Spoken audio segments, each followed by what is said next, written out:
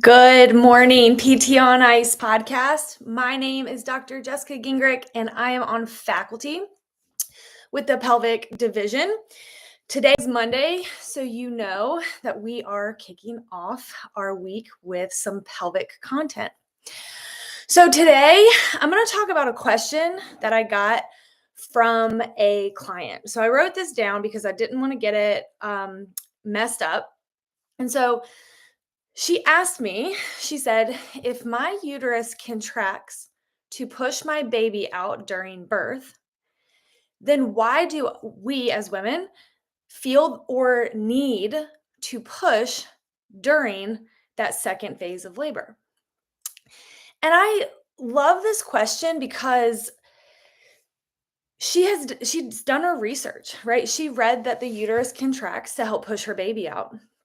And sometimes there are some nuances to our patients that we want to make sure that we clear and explain, and especially around birth, because we can decrease that fear around birth. Or if she wasn't having fear, at least empower her. So the uterus plays a key role during labor. So it expands during pregnancy to accommodate the growth of the fetus. There's also a thick muscle called the myometrium that expands to hold the baby, but it also contracts during labor in this wave-like pattern, starting from the top of the uterus down towards the cervix. And it helps to open or dilate the cervix. And it helps to thin or efface the cervix to allow the baby to move towards the birth canal. The contractions become stronger, more regular, and more frequent as labor continues. So that is the role of the uterus.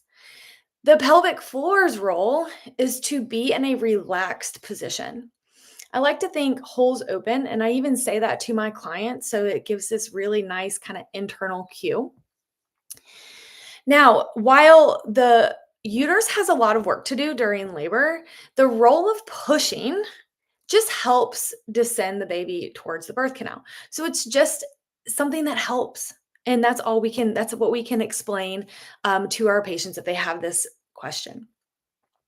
Now, this is kind of outside of the scope of this podcast, but I want to mention this is because we do push during labor, we can imagine that the stronger our cores are, and really from an endurance and aerobic capacity, this can be a huge advantage, right? The stronger we go into labor can be a huge advantage to help with this. And so we want to make sure we're encouraging exercise and specifically core work, and even programming that as accessory work for our clients.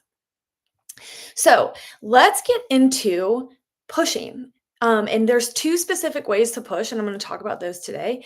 This happens during the second phase of labor. I want to also mention that when we talk about pushing, we've got an open glottis and a closed glottis. The closed glottis is very similar to what athletes do when they are lifting weights. And so we really want them to practice how to push, especially those athletes that when they hold their breath, down below, their holes close. And so as we talk about these strategies, I want you to be thinking about your clients who would really, really benefit from this. So the first one we're going to talk about is the closed glottis push.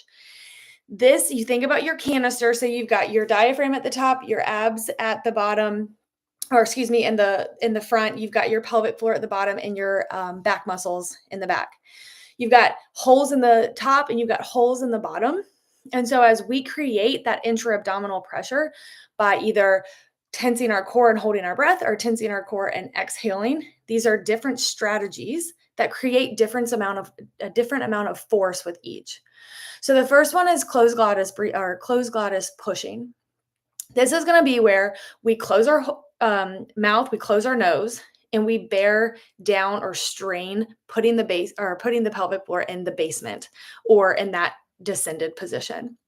This creates a lot of force This is going to be very helpful if mom is right at the end of that finish line and she can feel, maybe she reaches down and she can feel the baby's head, or she um someone's telling her that her baby's crowning, she can close her mouth, close her nose, and push. The second one is going to be an open glottis push. And so you can imagine we are creating force through our abdominal muscles as air is coming out of our mouth and our noses. This is typically going to be really noisy and really loud. Maybe mom's screaming. Maybe she's making some really loud mooing faces, maybe noises, or maybe she's cussing because it hurts, and that's okay. So this is going to be a little less powerful, but it can be a really wonderful technique to help control their heart rate and help mom hold on longer, especially if she's got that marathon birth going on. Both of these pushing strategies can be influenced whether mom has an epidural or not. There's going to be less likely them to feel what they're doing. And so they're going to need coached pushing. That's going to be a nurse telling mom when to push. This is important to talk about because they need to practice. Practicing these these pushing strategies for birth prior to birth can help mom come back to that and remember, oh, this is what I did. This is what I did to prepare for this.